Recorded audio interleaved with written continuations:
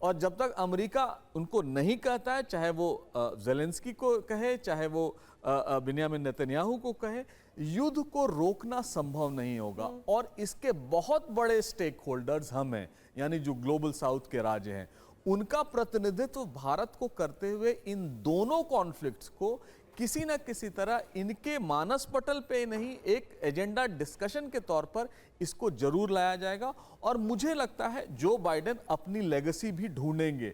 इन जो 4 साल वो राष्ट्रपति रहे हैं, 8 साल उपराष्ट्रपति रहे हैं, तो एज 75 के लगभग से वो सीनेटर रहे हैं, यानी प्रोमिनेंट पोजीशंस में रहे हैं अमेरिका के। तो उनका एक जो लॉन्ग स्टैंडिंग लेगेसी होगा वो क्या होगा, और बाइडेन साहब भी ये लेगेसी ढूंढेंगे कम से कम इजराइल के, क्योंकि जिस तरह से रूस और यूक्रेन का युद्ध चल रहा है, अगले 1.5 महीने में या जब तक नया राष्ट्रपति वहाँ शपथ ग्रहण न कर ले, उसका कोई मुझे सोल्यूशन दिखता नजर नहीं आ रहा है। लेकिन इतना तो क्लियर है कि एज अ लेगेसी मोमेंट भी अगर इतिहास इस राष्ट्रपति को, जो बाइडेन को याद करेगी, तो वो किस तरह से याद करेगी, तो उसमें प्रधानमंत्री, भारत के प्रधानमंत्री की अहम भूमिका होगी।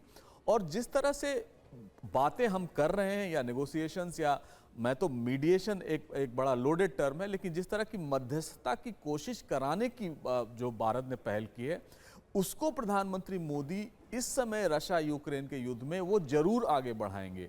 और यही नहीं, जो भी इनके दिमाग में है या जो अब तक जो एजेंडा इनके डिस्कशंस में है, उसमें प्रोमिनेंटली रशिया यूक्रेन वॉर को किसी न किसी तरह उसे रुकवाने, सीज फायर के लिए, आर्मिस्टिस के लिए, जिस तरह से भी हो, वो जरूर कोशिश की जाएगी। लेकिन जो पॉलिटिकल डेवलपमेंट्स हैं या इंटरनेशनल पॉलिटिकल डेवलपमेंट्स हैं, उसको देख के नहीं लगता कि ये लेगेसी शायद जो बाइडेन साहब को मिले कि उन्होंने रशिया यूक्रेन वॉर को रुकवा दिया, या एक ऐसी दिशा दी कि आगे चल के ऐसी युद्ध की स्थिति दोबारा नहीं हो। लेकिन जो पोजीशंस दोनों ने लिए हैं, उसको देख के नहीं लग रहा है कि जो बाइडेन साहब की ये लेगेसी आगे बढ़ेगी। बड़ी बात आप कह रहे हैं। सिंगल सर, आपका भी टेक इस पर जानना चाहूंगी। पुतिन से प्रधानमंत्री मोदी की मुलाकात होती है, ज़ेलेंस्की से मुलाकात होती है। एक तरफ ज़ेलेंस्की कहते हैं कि हाँ, वो चाहते हैं कि शांति वार्ता हो, लेकिन जो ग्राउंड पर हो रहा है वो बिल्कुल इसके उलट हो रहा है।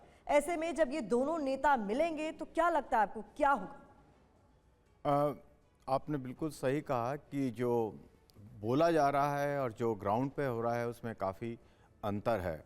जैसे कि अभी याद हो आपको, जब अगस्त में हमारे प्रधानमंत्री मोदी जी वहाँ गए थे कीव में, तो ज़ेलेंस्की ने जो कहा कि भारत जो है इसकी जो शांति प्रस्ताव के बारे में उसके लिए एक समिट कर सकता है इंडिया में, लेकिन जो उनका जो स्विट्ज़रलैंड में जो उन्होंने प्रपोज़ल दिया उसको एंडोर्स करना होगा। और साथ साथ उन्होंने ये भी कहा कि जो है रशिया को भी वो प्रपोज़ल एक्सेप्ट करना चाहिए, तभी वो आगे बात हो पाएगी। तो जो उन्होंने इस तरह की जो उन्होंने हार्ड पोजीशन रखी, तो वो क्लियरली इंडिकेट कर रहा है कि वो जो है ये एक बहुत बड़ी बार्गेनिंग चिप बनाना चाह रहे हैं उसको, जो कि ग्राउंड रियलिटी है वो नहीं है। और लगता नहीं कि वो जो है वो उसकी बात को कोई महत्व दिया जाएगा। हो सकता है कि वो पब्लिक पोस्चरिंग करी हो उन्होंने और प्राइवेट में कुछ और बात की हो, जो कि कई बार होता भी है कि पब्लिक पोस्चरिंग अलग होती है, प्राइवेट में अलग होता है। लेकिन और जिस तरीके से प्रधानमंत्री ने NSA को भेजा रशिया, या खुद उन्होंने प्रेसिडेंट बाइडेन से बात की, और अब जो मुलाकात करेंगे तो और जिस तरह की स्टेटमेंट्स हमारे यहाँ भारत से भी और जो है अमेरिका से आई हैं, पर्टिकुलरली यूक्रेन वार के ऊपर, तो वो इंडिकेट करता है कि शायद कि कुछ सीरियस जो है डिस्कशन हुआ है, जिसके बारे में अब आगे भी बातचीत चलेगी। क्योंकि हमें मालूम है कि 1 महीने के बाद फिर मिलने वाले हैं प्राइम मिनिस्टर मोदी और जो है प्रेसिडेंट बाइडेन। तो लग रहा है कि जिस तरह की बातचीत हो रही है उससे इंडिकेशन लग रहा है, तो सत्यता तो हमें किसी को नहीं मालूम कि क्या है, लेकिन जो इंडिकेशन है वो लग रहा है कि कहीं कुछ प्रपोज़ल है जिसको जो है प्रधानमंत्री लेके गए हैं खुद, और उस पर जो कि कोई बेस बन सकता है आगे के डिस्कशन का। यहाँ तक बात यह है कि ये अमेरिका ने किया है या यूरोप ने किया है, ये तो बहुत अलग सब्जेक्ट है जिसके ऊपर काफ़ी डिस्कशन हो सकती है। हमें सबको मालूम है कि जो एक्सपोर्ट करते हैं कंट्री, आर्म एक्सपोर्ट करते हैं, उनका इंटरेस्ट होता है कि टेस्टिंग करें, और इंडस्ट्रियल इनका जो डिफेंस इंडस्ट्रियल एम्पायर है वो चाहता है कि युद्ध हों। तो इसमें कोई शक नहीं है कि इस तरह की बातें होती हैं।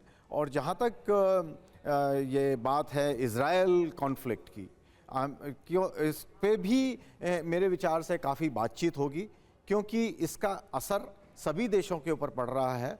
और अगर ये युद्ध बढ़ता जा रहा है, जिस तरह से धीरे धीरे बढ़ रहा है कि अब लेबनान इन्वॉल्व हो गया, ईरान इज़ आल्सो टॉकिंग, और जो है यमन से भी चल रहा है, तो ये धीरे धीरे लग रहा है कि अगर ये कंट्रोल नहीं किया गया तो हो सकता है कि मिडिल ईस्ट में एक बहुत बड़ी समस्या बन जाए। तो ये मेरे विचार से प्रधानमंत्री जी ने जो सजेशन दिया था कि भाई हम जो हमेशा फेवर करते हैं कि दो कंट्री जो नेशन, टू कंट्री वाला जो है प्रस्ताव है कि फिलिस्तीन को भी मान्यता होनी चाहिए, इजराइल को भी मान्यता होना चाहिए, क्योंकि अल्टीमेटली इतने लोग हैं, कहाँ जाएंगे? उनका देश तो दोनों का, अधिकार तो दोनों देशों का अपने एक दूसरे पर है। तो वो ये भी, हाँ भी वही मुद्दा है कि जो है दोनों देशों को, इजराइल को और पैलेस्टाइन को, अपनी अपनी रेड लाइंस को ठीक करना पड़ेगा और इस तरीके से काम करना पड़ेगा कि दोनों मिलकर के रह सकें। लेकिन जो स्थिति है वो इस वक्त नहीं है उस लायक। लेकिन जब तक बातचीत नहीं होगी, जब तक उनके ऊपर दबाव नहीं बनेगा, तब तक वो मुद्दा आगे नहीं बढ़ेगा। नहीं तो हम सब यही कहते रहेंगे कि भाई ये तो बड़ा मुश्किल है कुछ कर पाना। बड़ी बात आप कह रहे थे कि मैं चर्चा को जारी रखूंगी, लेकिन इस बीच बड़ी खबर बता देते हैं। प्रधानमंत्री मोदी और बाइडेन के बीच द्विपक्षीय वार्ता जारी है। द्विपक्षीय वार्ता में विदेश मंत्री भी मौजूद हैं। भारत अमेरिका के विदेश मंत्री इस द्विपक्षीय वार्ता में मौजूद हैं। विदेश मंत्री एस जयशंकर भी इस वार्ता में मौजूद हैं। अमेरिका में भारतीय राजदूत विनय मोहन क्वात्रा भी इस वार्ता में मौजूद हैं। तो जो चर्चा हम कर रहे थे दीपक वोरा सर, ज़ेलेंस्की से प्रधानमंत्री मोदी की जब मुलाकात होती है तो चर्चा की शुरुआत वो वॉर क्राइम्स का जिक्र करके करते हैं। वो बताते हैं किस तरीके से उनके देश में घुसकर रूस ने तबाही मचाई, लेकिन उसके बाद फिर हम 1 महीने से भी कम के भीतर वो तस्वीरें देखते हैं जब वो मॉस्को के भीतर हमले करने लगते हैं। तो किस तरीके से आप ये दुनिया भर को बताने की कोशिश कर रहे हैं कि शांति के लिए हम तैयार हैं, लेकिन रूस टेबल पर नहीं आना चाहता? जबकि सच्चाई ये है मैम कि रूस हमेशा से तैयार रहा है बातचीत करने के लिए। ज़ेलेंस्की इंडिपेंडेंट एक्टर नहीं है मैम, अमेरिका कंट्रोल करता है। अब एक सच्चाई आज की ये है, अगर आज रूस किसी की बात सुनता है या किसी का सुझाव एक्सेप्ट करता है, वो भारत है। और अगर ज़ेलेंस्की किसी की बात सुनता है, वो यूनाइटेड स्टेट्स है। जब तक जो बाइडेन साहब या अमेरिका का, जिसको हम डीप स्टेट कहते हैं, जब तक वो शांति के लिए तैयार नहीं है, जितनी मर्जी बातें कर लीजिए, गालिब दिल को बहलाने के लिए ये ख्याल अच्छे हैं, वहाँ जंग नहीं रुकेगा। या तो फिर एक विक्ट्री हो जाए बैटलफील्ड पे, वो भी नहीं होगी। तो मेरा ये मानना है मैम कि जब तक ये एडमिनिस्ट्रेशन है यूनाइटेड स्टेट्स में, अभी यहाँ शांति नहीं होगी, युद्ध विराम नहीं होगा। हाँ, अगर कुछ दबाव डालता है यूनाइटेड स्टेट्स के, भाई इलेक्शन आ रही है, मैं लोगों को बताना चाहता हूं कि देखिए मैंने बहुत कोशिश की है, तब कुछ हो सकता है, but I don't see any sign. और दूसरी तरफ पुतिन साहब हमारी बात तो सुनेंगे, लेकिन ये भी कहते हैं जंग बंद कराइए। दोनों नेताओं के बीच हो रही है, और ये तस्वीर इस बीच देखिए, मुस्कुराते हुए दोनों ही राष्ट्राध्यक्षों को आप इस वक्त देख सकते हैं। अमेरिका दौरे पर प्रधानमंत्री मोदी पहुंचे हैं। महत्वपूर्ण उनके कई कार्यक्रम और बैठकें होनी है। क्वाड शिखर सम्मेलन में हिस्सा लेने के लिए प्रधानमंत्री मोदी पहुंचे। उससे पहले डेलावेयर में जो बाइडेन के साथ उनकी द्विपक्षीय वार्ता हो रही है, और उसकी एक एक तस्वीर आज तक हम पहुंचाते रहेंगे।